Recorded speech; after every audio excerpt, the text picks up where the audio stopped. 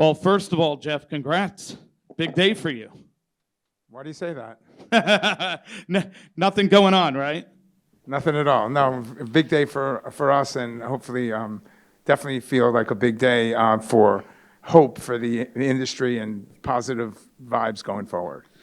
So you were backstage having to answer a bunch of email, which I admire. You know, the one thing you guys don't see, here's Jeff running the company, yet personally answering every single individual who reaches out on the day of a sale. Talk to me a little bit about your management style when it comes to that. How do you even find time? You've got other things you've got to do besides be able to individually respond to every single person, but yet you find time. You're working not only on acquisitions, you're managing Little League. How do you find time for things? Well, first of all, there's nothing I have to do that's more important than dealing with and embracing and talking to the people in the company. I mean, without the people that are running the stations, serving the communities, serving our clients, and there is no business. So what could I do that would be more important than that? So, of course, it's my pleasure. If somebody wants to take the time to send a congratulations or say they're excited for the future, of course I'm going to respond. You've been in the news a lot. Behind us, we've got the Alpha thing. You've obviously, in the past, went to look at Cumulus, and you got to the finish line here with Alpha. So let's start there. Talk to me about what made Alpha attractive. Why is it the right company for your company to merge with and set your chart forward? Well, first of all, Alpha has great radio stations in great markets. It has a heritage of service to their local communities. We think there's going to be an opportunity to bulk up in a lot of the markets because either they're not at full strength yet, or because we think that there should be and will be regulatory change, which will enable us to become more viable in our markets with more people and more formats and more opportunities to serve our communities and our listeners. So it's a great base. There will definitely be some portfolio management. Some of the markets are probably better run by other people, and other markets we're going to try to get bigger in, and we look to expand into new markets as well. When you go over 200 radio stations, obviously that's a lot more to manage. How does that adjust your vision for the company going forward? Because now you guys are in the top 10 among total radio broadcasters. Well, as a CEO, I think I have three major jobs. One is to establish the culture. The second is major hires, the important people that will either be reporting to me or will be important on a large basis for the company. And then the third is strategy, and strategy includes everything from M&A, including divestitures, acquisitions, bulking up in our markets, digital. We are also we'll be announcing that we're starting a full-service creative agency to support our local markets. In particular, we're excited to go after clients that are not spending money on radio and that are being served by local advertising agencies that are white labeling everything and charging a markup and not giving the best results they can for their clients. And so that's a major emphasis for us as well. We obviously have a digital agency that we started 15 years ago. And so those strategic initiatives are really important as well. But, we have great people. We'll continue to add great people. We are going to be adding people. We are not, we have the markets that we've been successful in. The market, the Connoisseur has traditionally done business. We have extremely high market share, great ratings, huge sales staffs, big involvement in our communities. I mean, I think in Connecticut we might have like 10 vehicles. I go to visit markets, and I said, in one particular market, I can't believe that there are no vehicles. I can't believe there's no street presence. You're competing in this market with two of the largest broadcasters. How do you compete? And they said, well, they don't have it either. And so that's just not the way that we operate.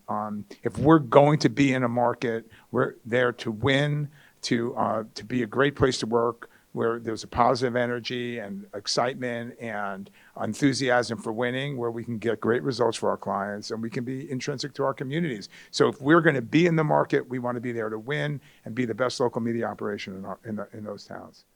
You know, a lot of people who are in this room and who read what we do on a daily basis, they love the business, they want to see it thrive, but they understand that economically there have been challenges in recent years. So when you talk about things like that, obviously it's going to excite people. They want to hear that there's more opportunity, that there are more investments in something as simple as having a van to go out and promote the radio station.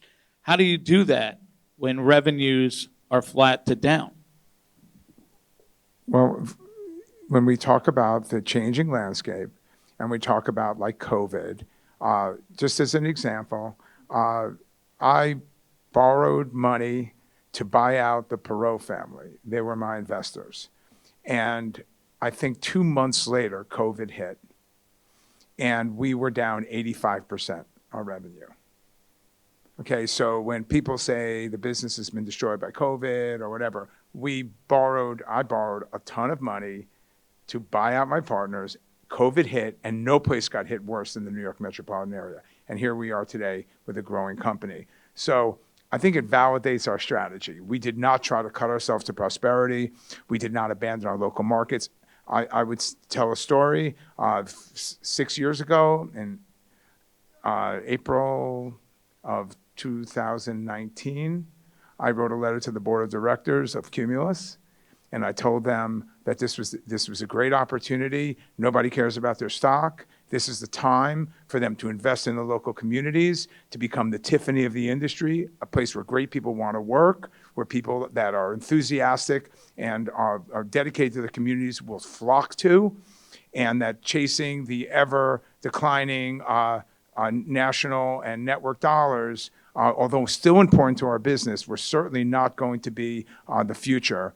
And that and to try to ape the strategy of an iHeart, where they had many, many years to build up their infrastructure and their technology, and they have the biggest network, and they have, you know, all the biggest footprint, and they have, you know, such an incredible national presence. To try to compete with that was folly, and that the best way to go forward would be to double down on local, which is exactly what we did.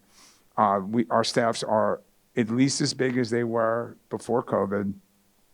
And we're doing more digital, of course, and we do, you know, but we still do 500 plus events in our markets, and we're still very, very deeply involved in our communities. You know, when I see the strategy of trying to become more of a black box and more formulaic and more chasing the big national dollars, to me, it's the opposite of the way that we look at it. We want to get deeper relationships with our clients. We're not looking to become a portal for our clients. We're not looking to become something that we just become a low-cost provider. Look, from my perspective, the industry, when we run so much network, some of these stations are running 30, 40, 50% network inventory. When we are farming out our streaming revenue to programmatic for relatively low rates compared to what we can get, you know, to me, if you're in the business, you should be able to, sell your local inventory. You should be able to program your local radio stations. You should be able to sell your own digital. You should be able to execute your own your digital. And if you can't, then why are you in the business? That's kind of the way that we look at it. So for folks in the room, you know, when you see companies unloading clusters, reducing staff, and then they see someone like yourself come in and say, hey, I want to buy more radio stations. I want to be further involved in this. You just talked about going deeper. What is it that you see that gives you confidence that this can continue to grow at a rate that maybe others don't see? I just told you that we borrowed money before COVID, and now we have 200 radio stations. We must be doing something right. Right? Our strategy, I've been talking about it for years. It's not a secret. We believe in having big staffs in our markets, having lots of local programming. We believe in being extremely people focused. I have to say, when we have managers who have been with me for many, many years, decades, My longtime partner and CFO, Mike, came in the other day. Today is our 29th anniversary together. We bought, when we bought Connecticut from Cox, which was undoubtedly at the time like the best place to work. The general managers there, all the sales managers, I think there are 4, maybe 5 there. The programming team is all still there. The morning shows are all still there. And that's, through 13 years, including the decline of radio, as people put it, and also COVID and the proliferation of digital. And it's because we put our money where our mouth is. We believe in our people. Today I got an email from somebody who is a morning show and said to me, and I couldn't believe this. She said to me that when we first bought the stations, they had a bad ratings book. And it was like I don't remember if it was the first book or whatever. I just got this email, so I'm still pretty moved by it. I mean, I got it while I was sitting in the green room, and she said that her head was spinning, and because it was the first, the beginning of us having bought the station, and she said that she got a letter from me saying, you keep on doing what you're doing. Everything is going to be great. I believe in you. And I think the authentic concern and affection for the people in our company, it can't be faked, and having a successful company and doing it with people that you love and care about in communities that you're committed to, that's what's winning. And it's not important what I want. I don't come into the radio stations, I didn't come into the new company and tell everybody, this is what I want, this is what I need from you. I think we try to take an approach of like, we can't be successful if we don't have the best people that are motivated and happy and learning and thriving and enthusiastic. And so what do we need to do to achieve that? And then we have a shot at being successful. So you talked about, your connection with your employees. I want to talk about your connection with your listeners and your fans. I want you to check something out. This is Jesse Cole. He's the CEO of the Savannah Bananas. He's talking about how they research their audience. Take a listen to this. People don't realize we go undercover ourselves. We park as a fan, we walk in as a fan, we eat with the fans, and we listen to what are the friction points. How long were we in line here? We time the metrics that matter most, not how much revenue we're making. We're timing how long do people wait in line? How quickly can we get fans in the ballpark? How quickly can we get them to their seat? Because that's what matters most. Often we're focused so much on how do we drive the metrics that matter most to us. Sales, revenue, profit, bottom line, trying to appease shareholders. Take care of your fans. Simple, but you have to show up every single day and do it. You build your brand by the things that you do for your customers. So a lot of times, having programmed stations, consulted brands, everybody likes to get into data. And we look at okay, what does the research say? And research obviously is important, but it's different when you make a human connection and you hear it. So how does Connoisseur do it? How do you judge, besides ratings, what is and isn't working with your radio station? Well, first of all, I'm totally bummed. I see the dude with the yellow hat. And I was getting a haircut the other day. I'm like, I have a new logo. It's blue. And I was thinking maybe the woman that was washing my hair, she had blue hair. And I'm thinking, I wonder if I should try that, for this panel. Now I'm kind of bummed I didn't do it. Anyway, it would have been great on the Little League field, right? So I'm so blessed. I've had an incredible opportunity. Just think about this for a moment, right? Over the past few years, I've been honored to be the chairman of the board of directors of the RAB, so the sales organization that does such an incredible job for this industry. And for, I think it's now 7 years, I've been chairman of the Nielsen and Audio Advisory Council. Okay, so I get a seat at the table in those discussions, both from a radio revenue and from a ratings and research standpoint, okay? I live in a town in Connecticut that's in Fairfield County. I can sit in my driveway and listen to 12 of my radio stations. Listen, not stream, listen. Can't stand I wouldn't be able to stream it as often. And I live in a community, Fairfield County, where we have 100 share. It's market 71, and we have 100 share. So not surprisingly, I have a lot of friends that are listeners. I have a lot of friends that are clients.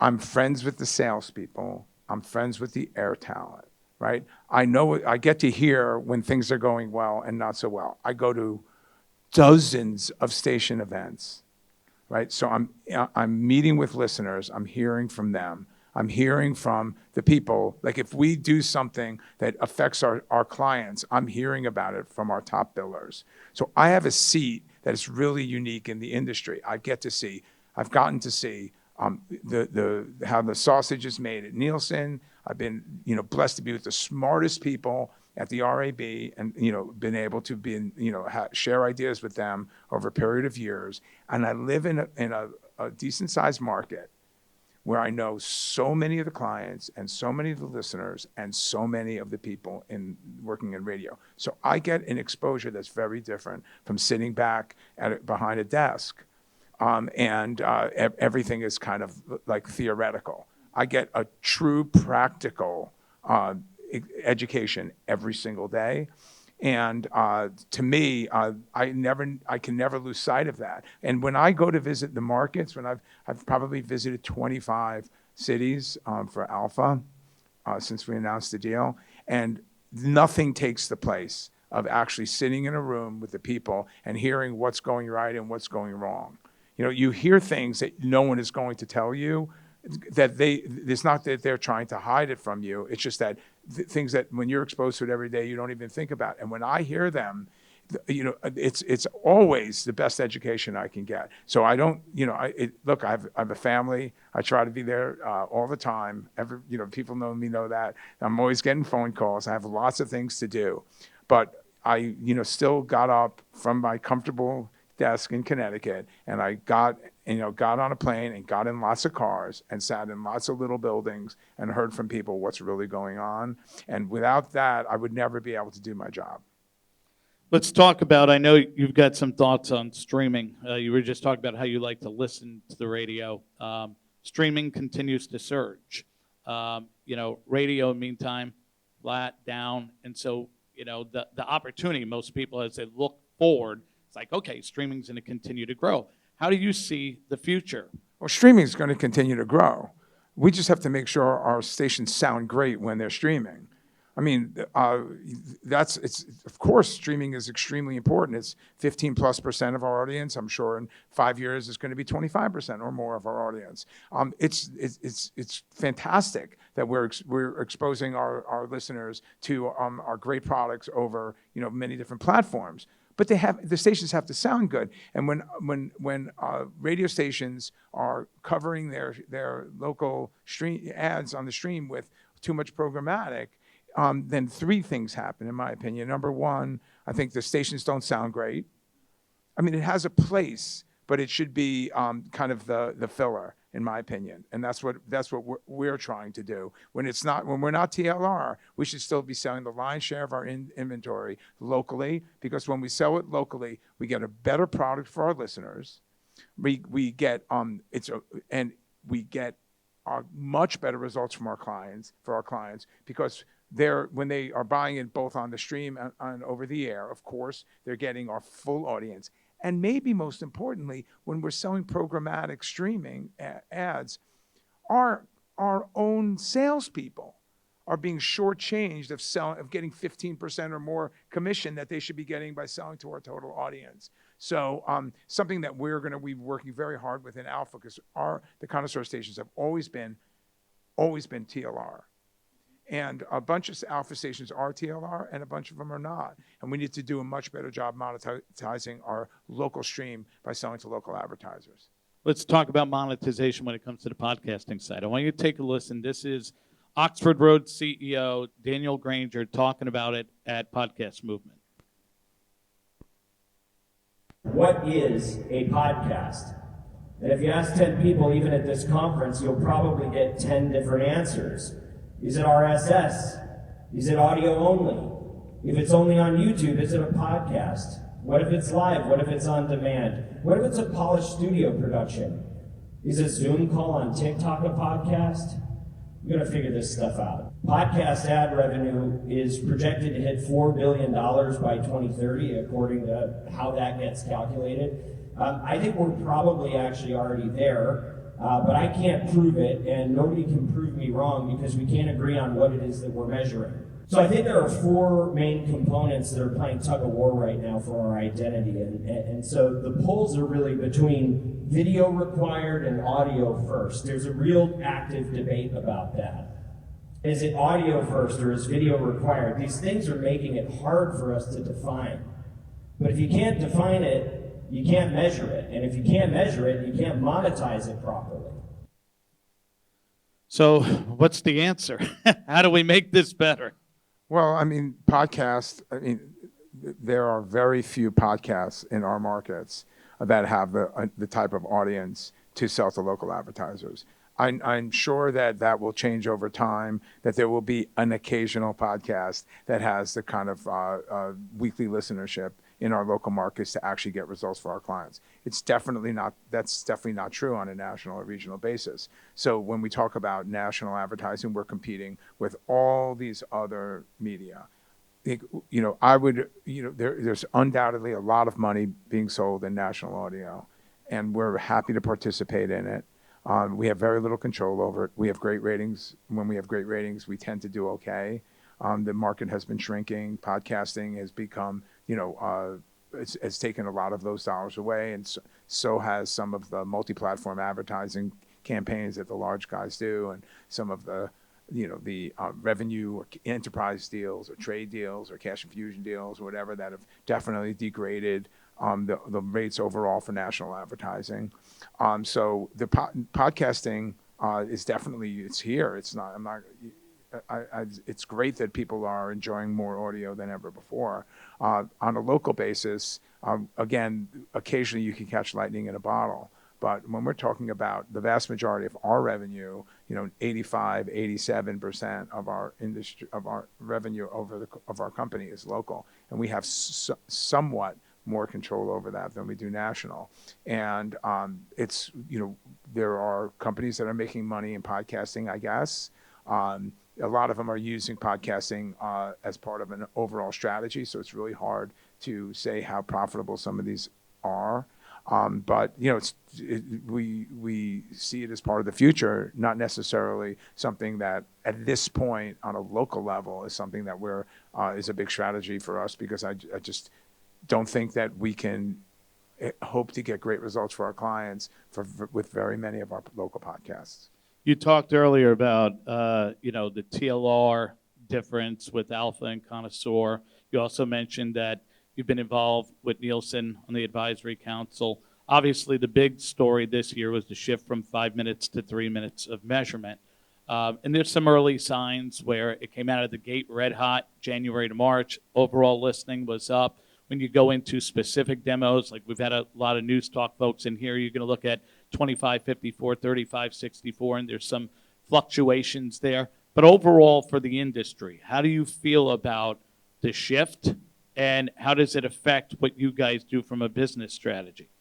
Well, it's less a shift than a modernization and an update. Of course, the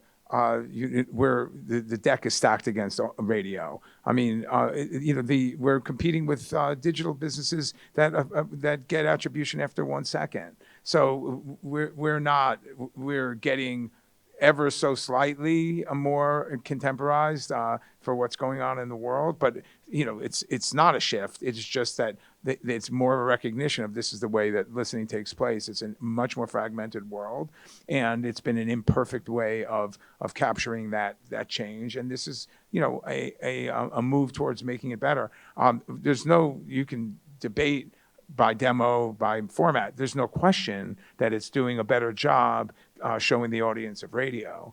Of course, it should be applauded for that. And,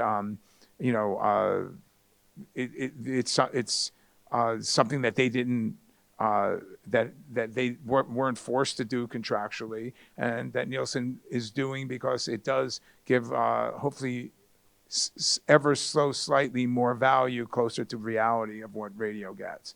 but radio is certainly doesn't get its what it deserves on a national or local level compared to the results that it gets and how trustworthy the medium is. But a lot of the markets that you're in, you talked earlier about how important local is. And if local ad sales are the focus, you're the guy who has to make the decision when the market manager says, I want to subscribe to Nielsen. I need the support for the numbers. And we had a panel yesterday where one company talked about we don't subscribe at all. And you've seen a little more of that with Town Square, Good Karma going away from fully using it. Like Good Karma doesn't use it in New York, LA, or Chicago. Yeah, but Town Square still uses it in many markets. They do in a lot of markets, but there are others like Salem doesn't use it, right? Well, I mean, Salem is brokered radio. Look, like it or not, it's the currency that we're living with right now.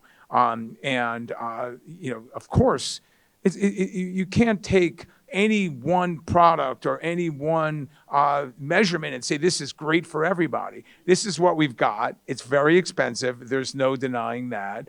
It's much more expensive as a comparison to what radio revenue was than it was 5 years ago, 10 years ago, because radio revenue is much smaller than it was, and those rates have gone up over the years. So there's no question that it's a bigger expense relative to our revenue than it was, and certainly when the industry is down, it's very painful to continue to write checks for 3% and 4% increases annually.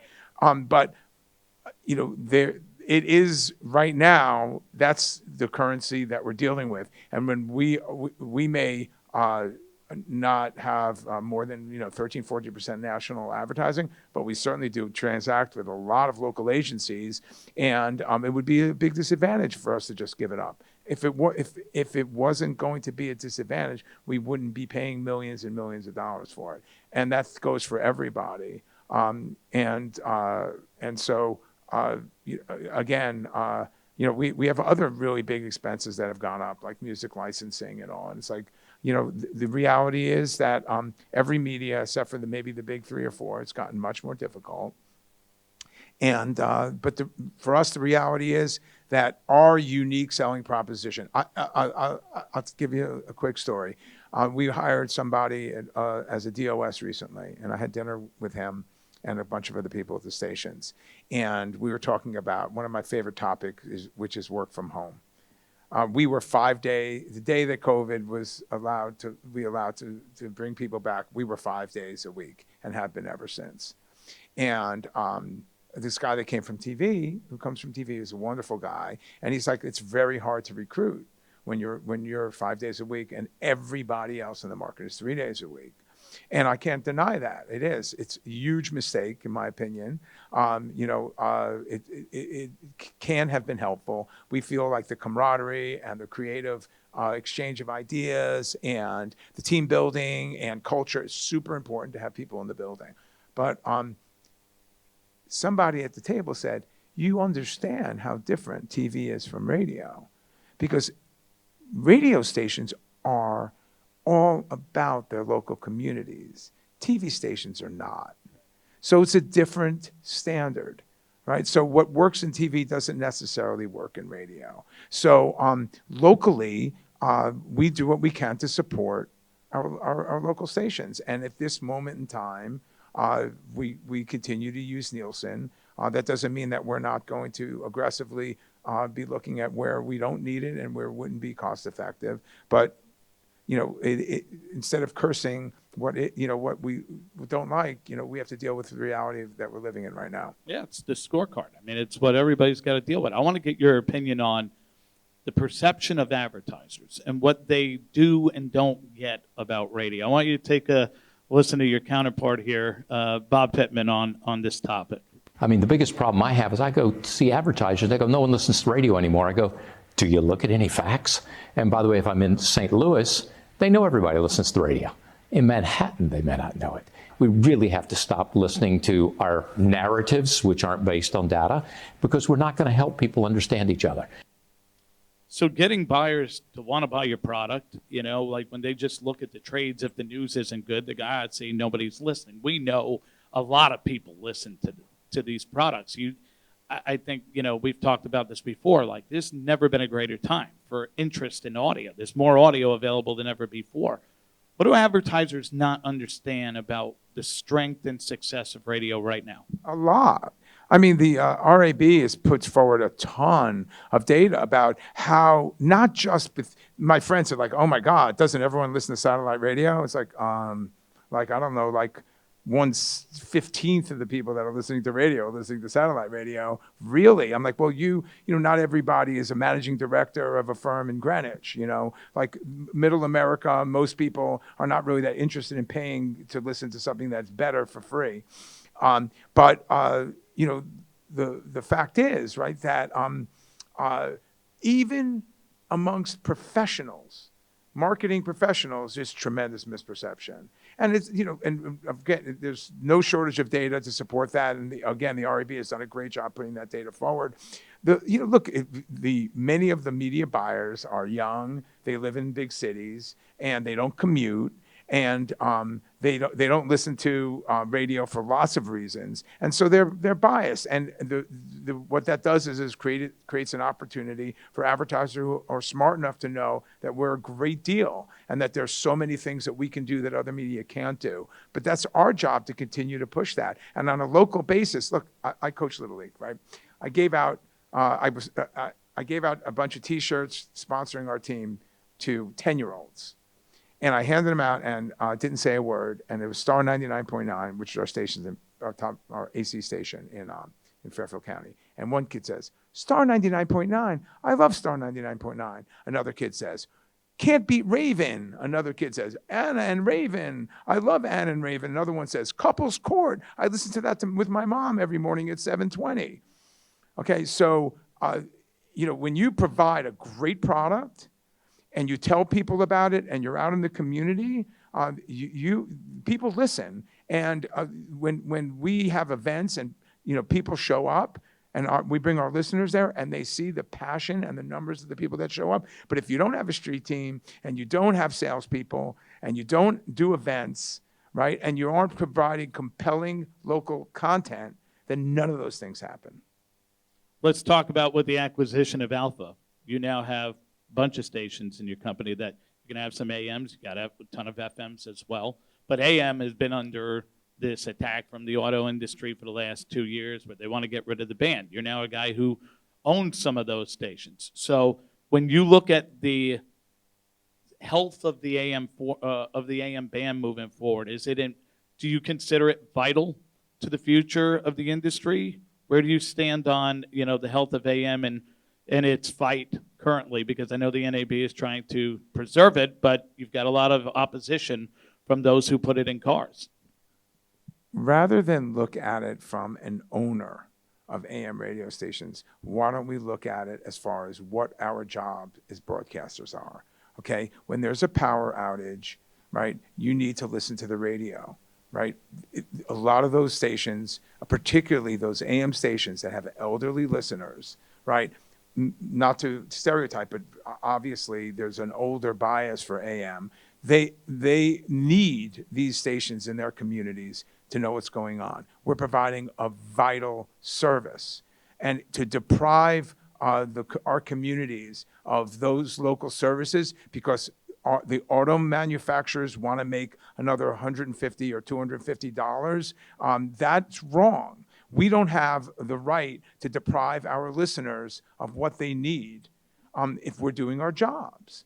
And it's petty and it's short-sighted for the auto manufacturers and for the people that say, let AM die. Because for every one of these markets that would lose the AM in the radio, it will cost lives and it will definitely negatively impact these communities. There are lots of things we can do to make more money that hurt our communities. The decision is, whether or not we're willing to do them. The last thing I want to pick your brain on, since you're talking about, some of those things, and they kind of spin to AI. A lot of companies, this is a red hot, arrival over the last 5 years, and it's really taken off. You just saw Saga made a decision as a company to move away from voiceover talent in favor of AI. I'm sure there will be other things that come down the pike. What do you, when you look at this category and people in your company are asking you, like, Jeff, where can we use it to provide a benefit to what we do? What are the concerns about it? How do you see it from your position? First of all, we don't think the AI talent on the air is ready for prime time yet. We don't think it sounds good. We don't think it sounds very, perfectly human, and we're not ready, especially because there are so many options that we can do that are cost effective to actually have a live person, even if we're going to just voice track. So we're not ready for that. AI is great for things like doing spec spots, writing copy. AI is very useful. I think in the audience, Scott Sutherland told me about some of the things that they're doing for training their salespeople, which is very effective. And those things are terrific. That to do a better job as a result of AI, rather than doing it instead of a person doing it, that to me is a better use right now. Like, if I receive one more email from a senior executive that was clearly put through AI, I think it diminishes people as executives. It's like having somebody do your homework for you. The human touch of writing an email should be from a human. To me, I don't want to sound like I'm anti-technology. I'm not at all. It's like when somebody sends an email that's written by AI, everybody knows it, and it diminishes the whole reason for writing a personal email, in my opinion. Summarizing meetings, doing research, things like that. It can be very helpful. I think I would beware of many companies, particularly public companies, that come out with big pronouncements about how great AI is or how great digital might be, or how all these technologies are, as a way of showing that they're cutting edge, and that they're in the case of digital, like, every radio company that's public reports their digital in a different way. There's no way they're allocating a portion of the sales manager, general manager, rent, music licensing. So everybody's got fabulous margins when you don't allocate any of the overhead. You're out there saying, we do 50% of our revenue is digital, and it's highly profitable, because you're not allocating any of your other costs for many of these companies. A lot of the digital revenue is because it's allocated that way, because Wall Street wants to see digital growing, and so digital becomes, a lot of the revenue gets positioned into that silo. Digital exists for us so that we can get great results for our clients, and we can make more money for our salespeople. That's the importance of it for us.